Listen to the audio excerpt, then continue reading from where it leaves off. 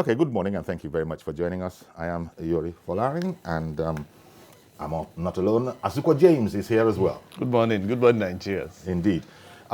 Quickly now, because we've got a lot of work on our hands today, we need to nip over to Edo State and find out what the latest is. We have a couple of correspondents, waiting to actually, they're on ground to tell us what the situation is now. But here's a package report first.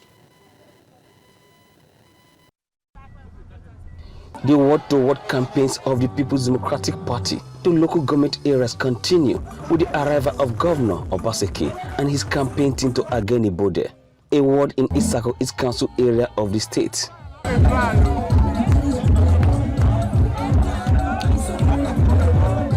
Here, the governor tells them of his plan.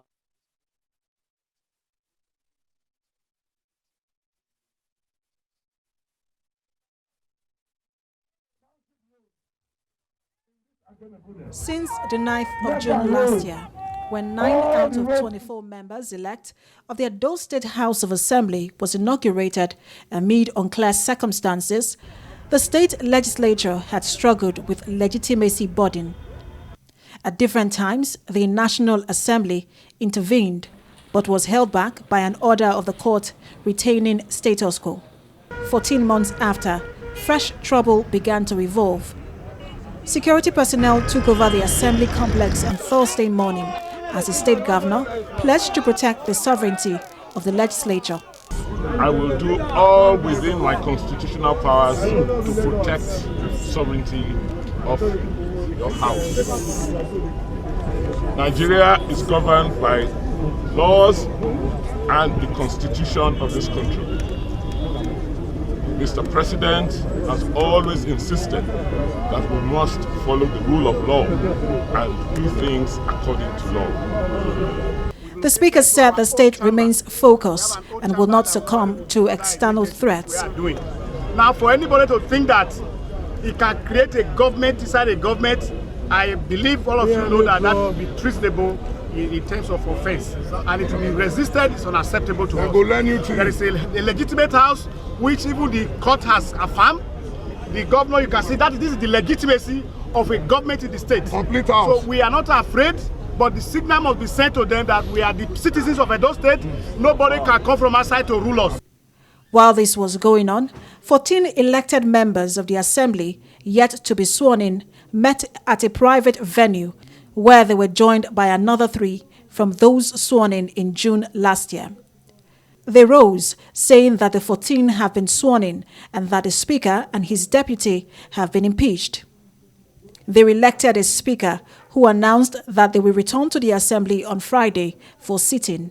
I wish to acknowledge the innumerable support given to us in the process of the struggle since 2019, June to be precise, which has finally come to an end today.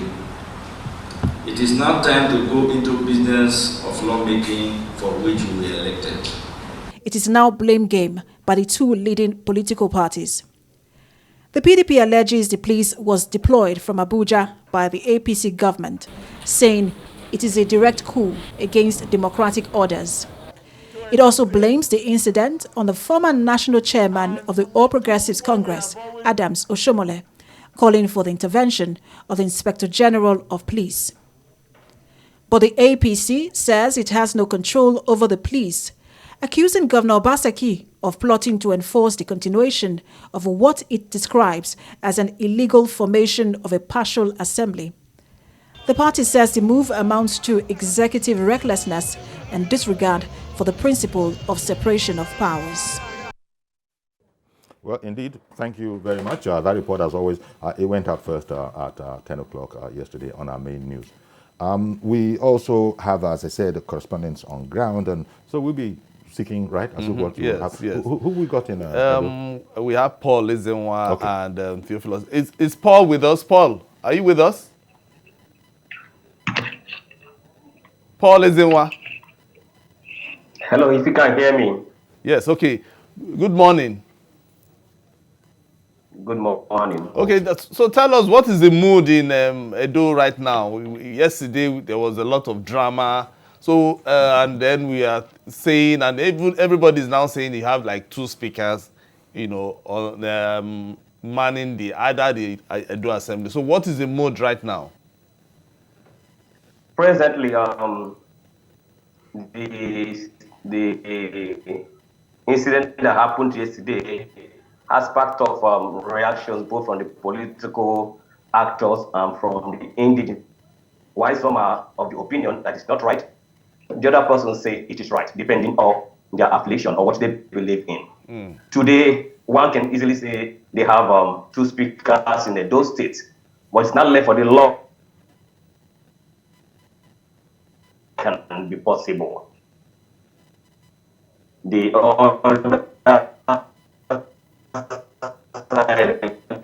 14 members who have not been sworn in since last year came together. They had a section and they impeached the already inaugurated Speaker Honorable Frank Oki. As it is today, the House of Assembly premises are under renovation, whereby we're so sorry. The sound is quite poor. Yes, exactly. Maybe we'll, we'll see what we can do. We'll see what we can do. We cut away from Paul for the yes. time. Theophilus, are you with us? Theophilus is also getting ready. Well, as he was saying, depending on how you come into the story, even the original, if you want, House of Assembly, that is the one that has always been known. Let me put it like that. The one that has always been known, the one that has been denied the inauguration of the full membership that had shut out the 14. Even that particular house now has reduced further to about 5. Yes. From what we heard, from what we had 19 before. Yeah. Has gone to the other side, and then the other side is 5. You know, so the drama keeps coming daily in Edo State, and then we are just thinking. I wanted to get the feel of how the political situation is like in Edo. Now that we know we have like two reporters there. Yesterday was a huge drama. It was. Because one, we know that there was renovation going on in the assembly, but quickly with the next thing, the morning we heard that police actually took over the assembly complex, and then the next thing the governor was there. Then the next thing, it was one drama after the other, and this it boils down to one thing.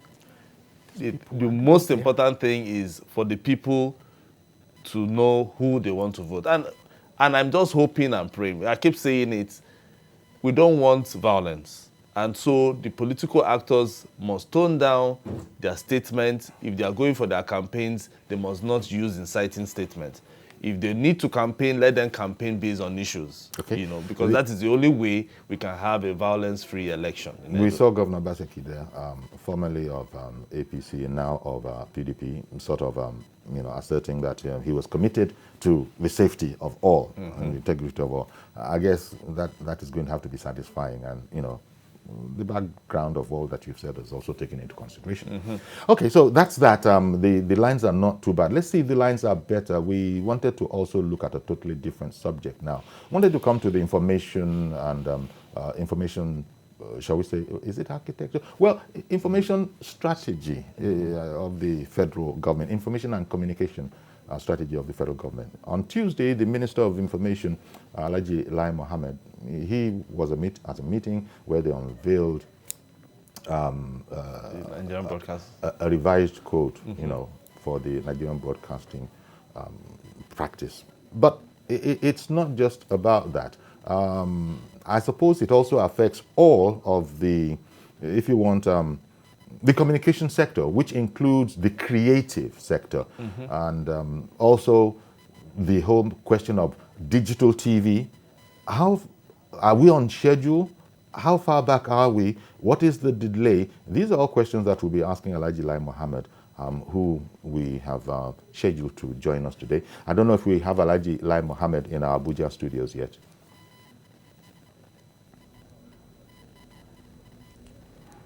Well, I'm sure they're still working on that.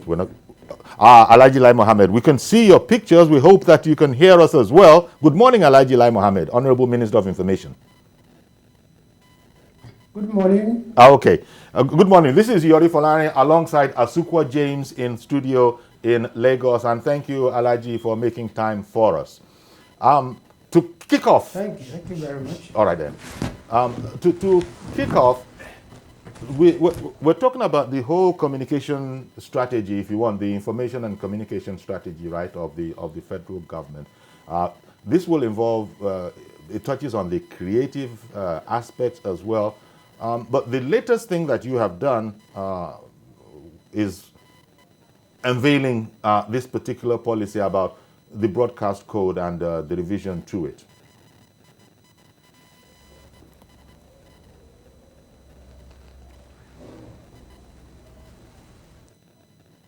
Okay, I think we might be having one or two difficulties there, but Alhaji is in studio. He can hear us. Maybe there's something of a delay.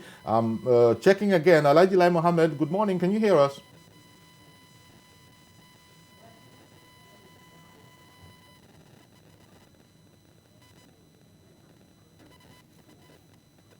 Okay, Alhaji, I'm going to try again. Alhaji Lai Mohammed, I'm hoping you can hear us. Good morning. Good morning, sir. Okay, all right. Let me just go straight into it then. Tell me about the information and communication strategy, if you want, of the government. And I'm in particular the creative world, which I think is a part of it, as your ministry has sort of indicated by some of its pronouncements in the past.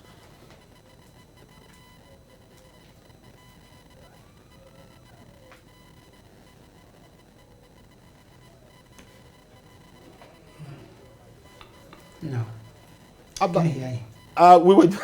We were just exchanging greetings. Okay, I'm going to try. Maybe if I sort of speak a bit slower, I wanted to know the latest on the information and communication strategy of the federal government, particularly against the backdrop of the revision to the broadcasting code, and that is mass communication. And does it affect the creative sector as well?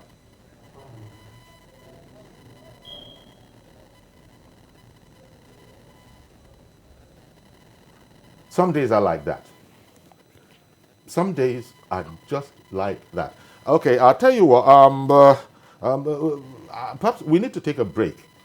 Let's take a quick break, please. Stay with us. We will sort out these bugs and be able to talk to not just Alhaji Lai Mohammed, possibly also some of our correspondents in Edo that we wanted to touch base with, but we couldn't. Stay with us, please. We'll be right back.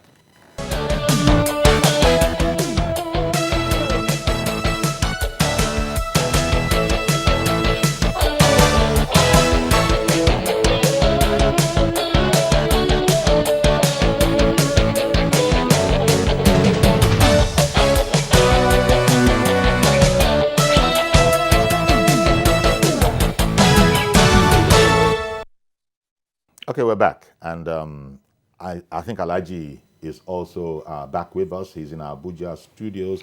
Alhaji Lai Mohammed, once more, good morning. Good morning.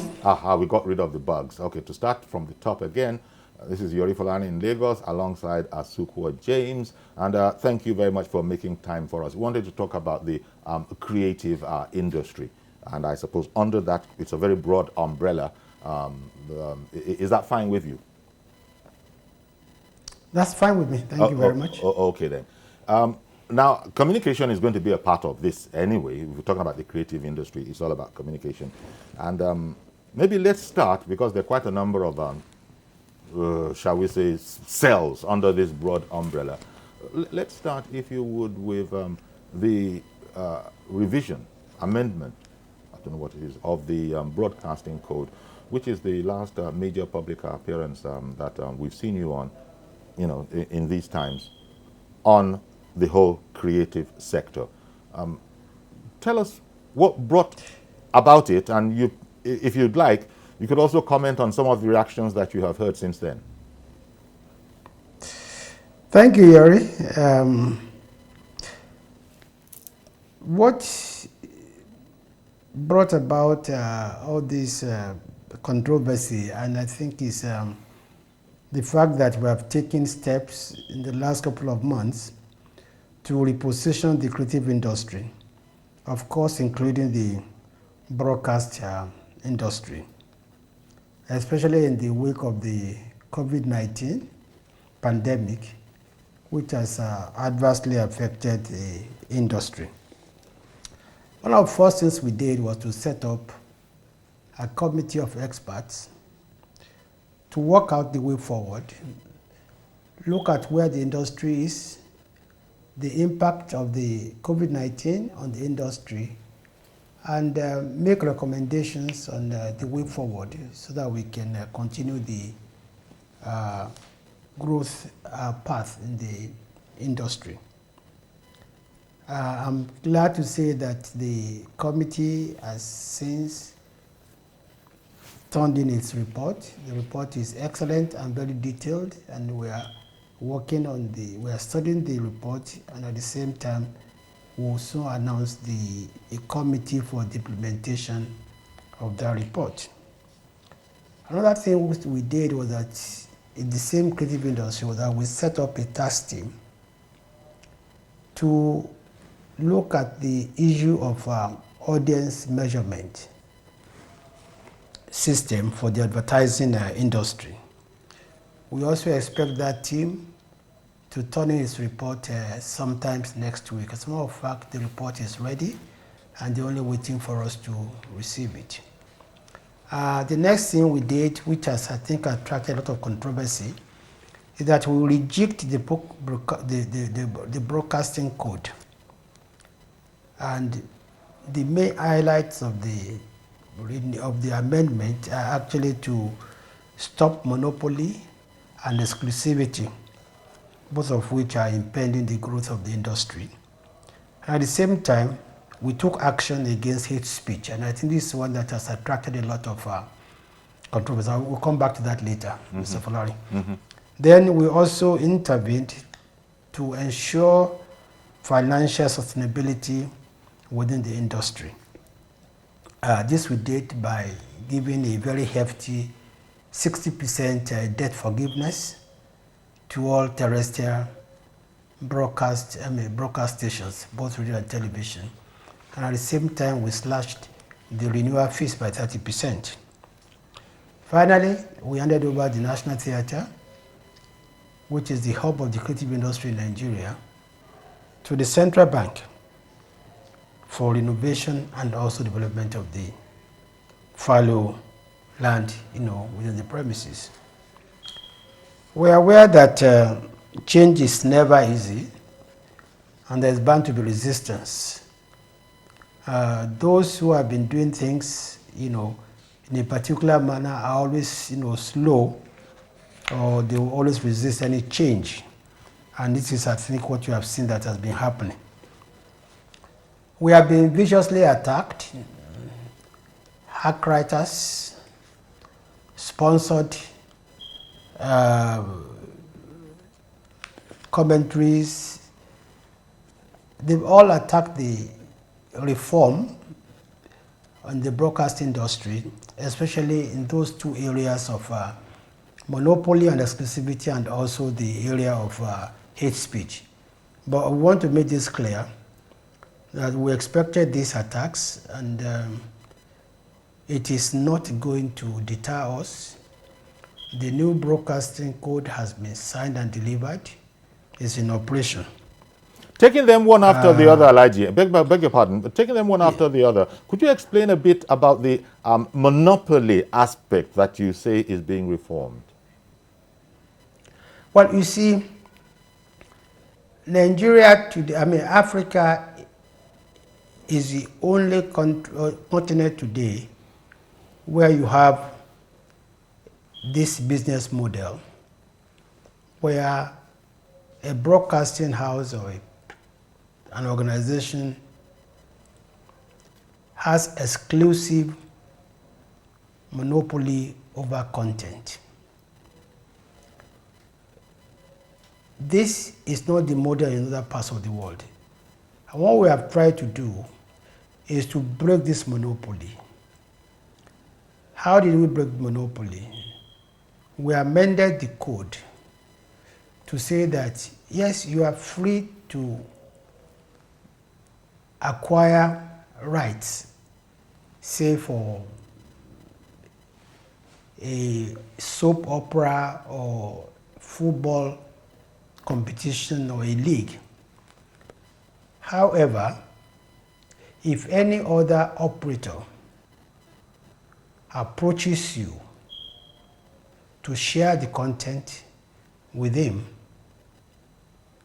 you are obliged to do so at a price acceptable to both of you.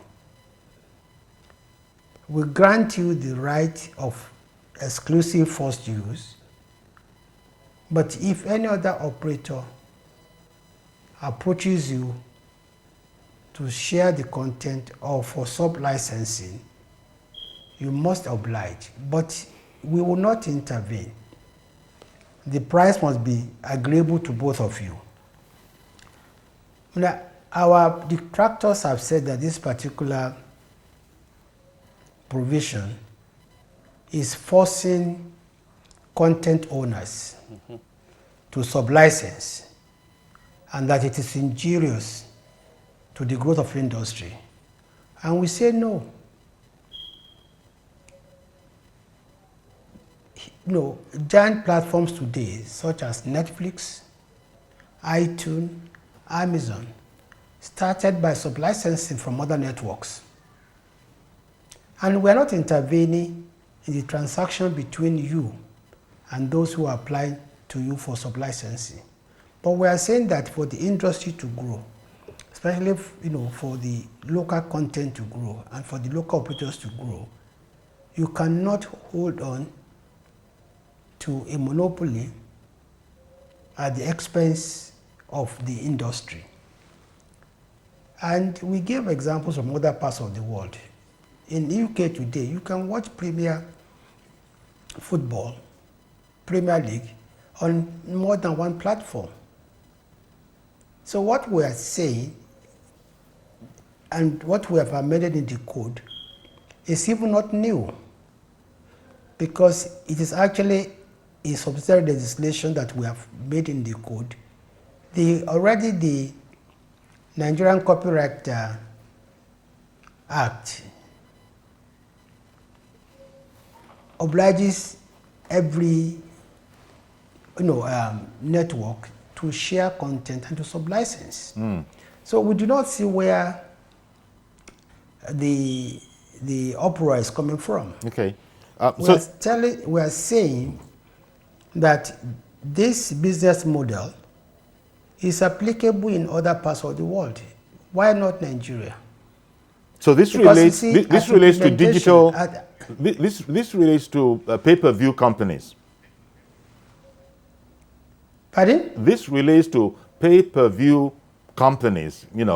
Digital cable satellite companies. Yes, it applies to everybody. I mean, what we are saying that if you acquire rights, whether you are a pay TV or you are terrestrial TV, if you acquire rights, you must share. That right, I should be able to apply for sub-licensing. Okay. At a price to be agreed by both parties. The regulator, which is the NBC, is not going to fix the price for you. The NBC will probably come in at a point when there's a disagreement between the two of you. And even at that, whatever arbitration will take place will be as provided for in the Arbitration Act. So we do not see why there's so much uproar about this particular provision of the amendment.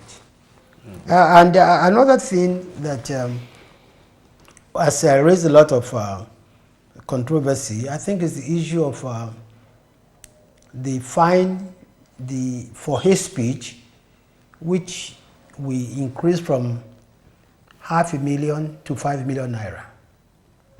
And I saw the uproar and I saw the very vicious attacks. And the first thing that comes to mind is, why must you indulge in hate speech in the first instance? But really, what motivated this amendment is the fact that when the hate speech, when the fee, or rather the fine was $500,000, we saw this provision being violated at will because it was very easy to pay $500,000. And then we said, we're raising this to 5 million naira, and all of a sudden everybody is up at arms against us. What? Perhaps. Let's make it clear that Nigeria is not the only country that has this, that has even more stringent provision on hate speech. Chad, for instance. Yes. Okay. Chad, for instance, has today slowed the speed of its internet. We're talking about, you were talking about Chad throttling back its internet speed. And we were talking about this in relation to hate speech. What's the correlation? Hate speech, yes. Okay, what's the correlation? We say, what I was saying, Mr. Folarin, is that while in Nigeria, all we have done is to increase the fine from $500,000 to 5 million naira. That other countries have more stringent provisions against hate speech. And I started with Chad Republic. I said recently, Chad Republic had to slow down the speed of its internet service in an attempt to slow down the growth of hate speeches, of hate speech. I see. Okay. I said Iceland, for instance, has a provision in its penal code against hate speech. No, and the punishment is up to 5 years in jail, contravention.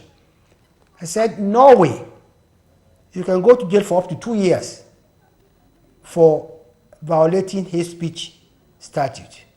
South Africa, as a matter of fact, went the whole up to separate and remove hate speech from the protection you can get from the Constitution.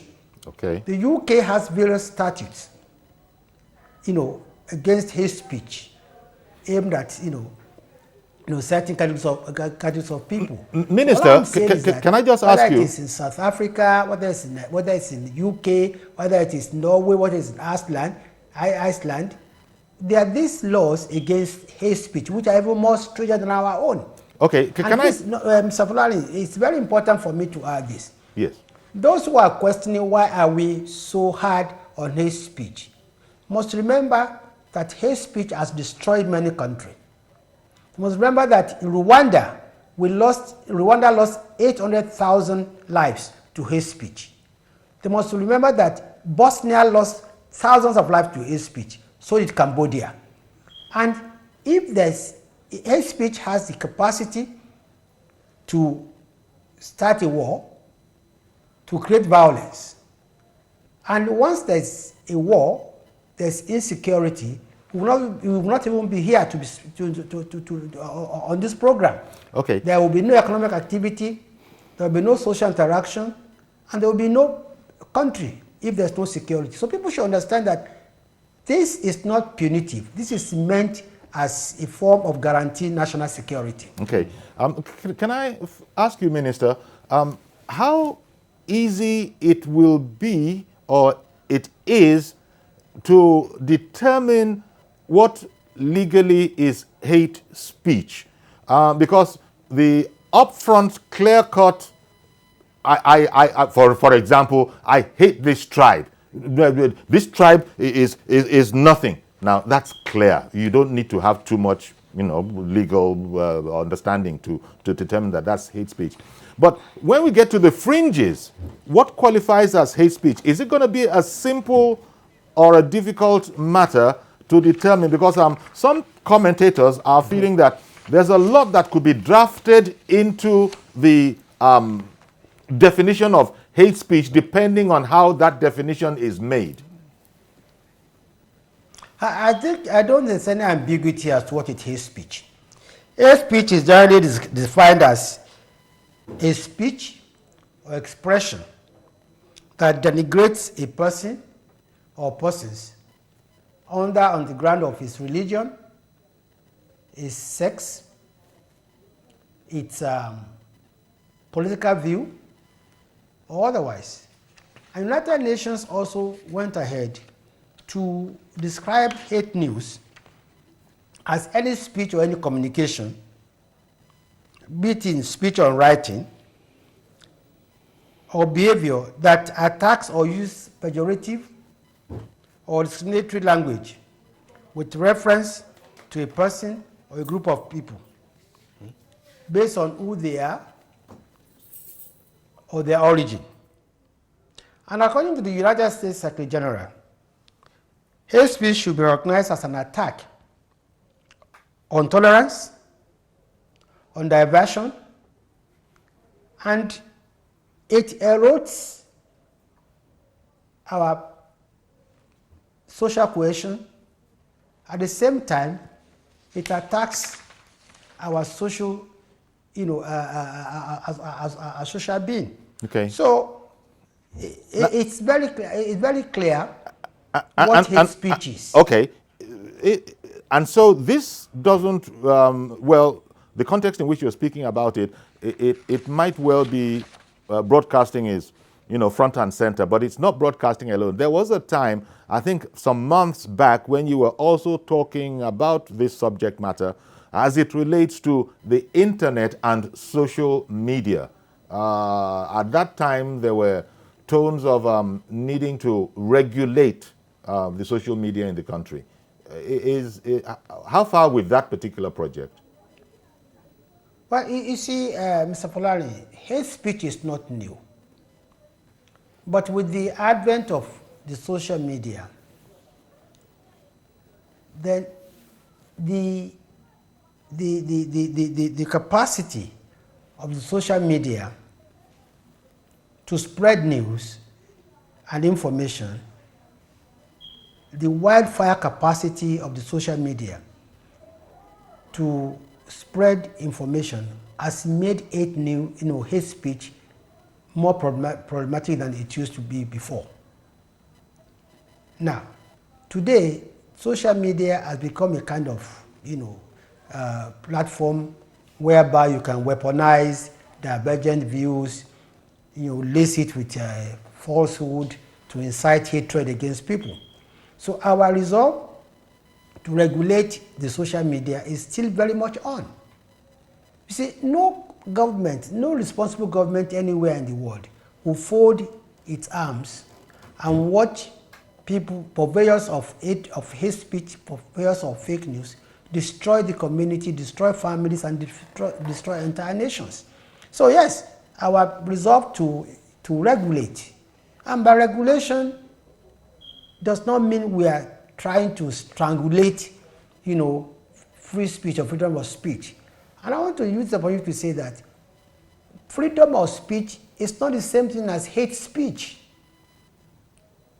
I think this is thing that we confuse often. I've seen many people come, on television to lambast the government for its position on hate news, and they confuse people that we are trying to stifle, freedom of speech. No, hate speech is hate speech, and you cannot hide under the Constitution to purvey hate speech, destabilize communities, because we simply can't afford it, especially in a country like Nigeria that has plural values, different, many ethnic groups, many religions. We can't allow people who are conscious of what they are doing to indulge in hate speech to cause, to instability in the nation.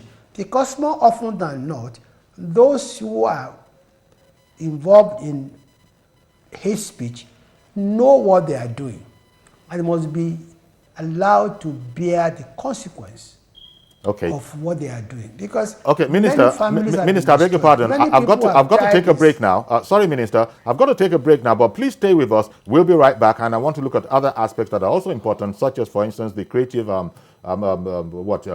National Theatre being handed over to the Central Bank. Stay with us, please. Okay, welcome back, and we have Alhaji Lai Mohammed at the other end in our studio in Abuja. Alhaji, thank you for staying with us. We don't have the time to touch on all the areas we'd like to touch, and I think you might have addressed part of it, but when you were in the area of exclusive rights and how a monopoly would not be allowed, one of the observations we've heard is that we weren't, stakeholders didn't feel that they had been invited in, that they'd been invited to the talks leading up to the proclamation, as it were, of the policy.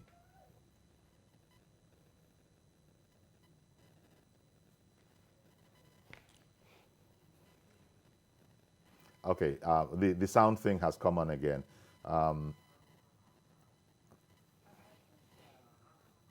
If I heard you well, you want me to comment on the, yes, you want me to comment on the issue of whether or not stakeholders were involved in the amendment of the code. And whether it was thought necessary, especially the monopoly aspect. Well, you see, I think people have been economical with the truth. Okay.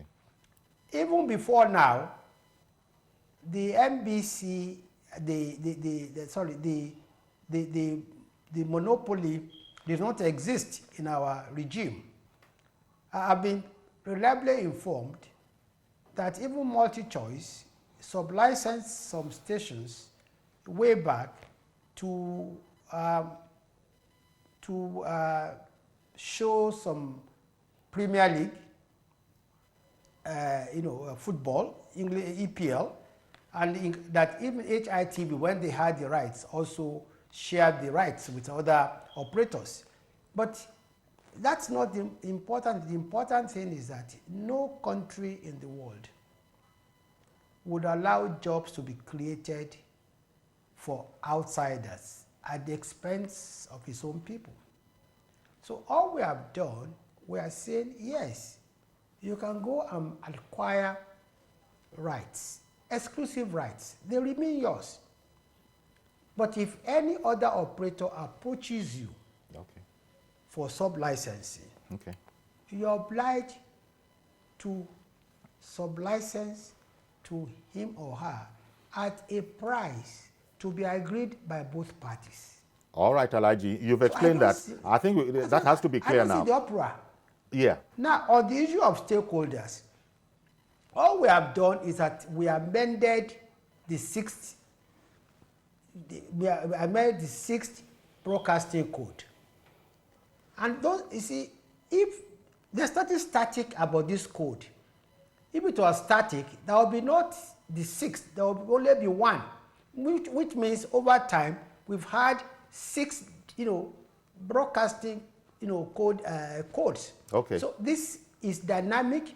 As things go, as technology improves, would be forced to amend the code based on market research, based on national interest, and also based on the best market practices. Okay, Alhaji, I got to get two questions in rapid fire as we sort of run out of time now. The first one is, would you like to talk briefly, please, on handing over the National Theatre, which you said, which is true, it is the hub of the creative, to the central bank for development? The central bank, what's the rationale there? Very briefly, sir. Well, I think it's very simple. For almost 40 years, or for more than 40 years actually, we've been unable to do any renovation to the National Theatre. That iconic edifice is fast deteriorating, and federal government simply doesn't have the funds to so do. The fallow lands along the premises have been lying fallow for more than 40 years. Every attempt at privatization or concessioning has failed.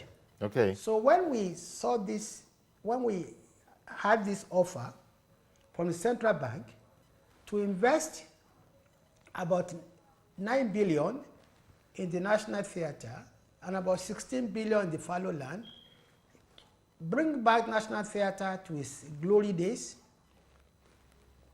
create what they call the Lagos Creative Entertainment Center on the fallow land, which will comprise of 4 hubs: the film, the music, the fashion, and the IT hub, and then join the two together by carefully curated soft and and hard landscape, build 2 500 capacity car parks, link the National Theatre to the rail facility, include a helipad in the development, and create a new creative city, entertainment city for the teeming Nigerian youths. We grab the opportunity with both hands. Okay, Alhaji, then finally, finally, the other aspect is we must get your comments on the Al-Qaeda warning that, the U.S., has, assisted us with. What's the reception, the attitude of government to that particular incident? Well, the government is always alive to its responsibility when it comes to securing the country, and it's one of the the topmost priority of any government. But we also appeal to all developed nations to assist us in the war against insurgency and the war against terrorism. And the way they can assist us is by providing us with relevant platforms to fight terrorism. For instance, for more than 2 years, we've been waiting for certain platforms from certain countries which they have refused to supply us. Even some countries have refused to give us maintenance on existing platforms. So fighting terrorism is a global issue, and it should be a global joint effort. Okay, then. Well, as much as we are committed to fight terrorism, we also need the support of developed countries to release, to us some platforms that would make our fight more efficient. And we're not asking them to give us.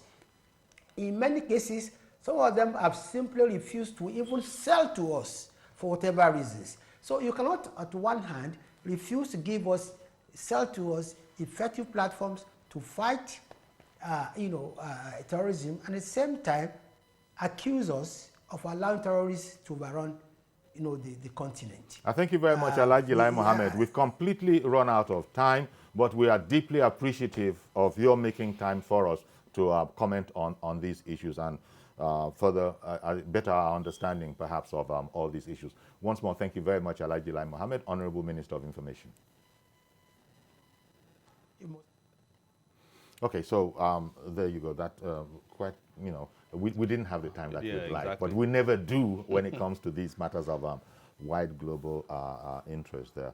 The minister was making the point at the end there about foreign governments maybe not giving us required support. Not playing fair. Yes, exactly. Never mind that it seems sensational which to me is unfair, because if you come for support and you don't give us support, you shouldn't whip us and say that we are not doing our best, to end this insurgency. Well, we've got to end our program as we speak. So thank you very much for being with us. Super James and I, as always, we say, do your best to stay safe. That's our program. Monday will be another day, God willing. Keep safe, please.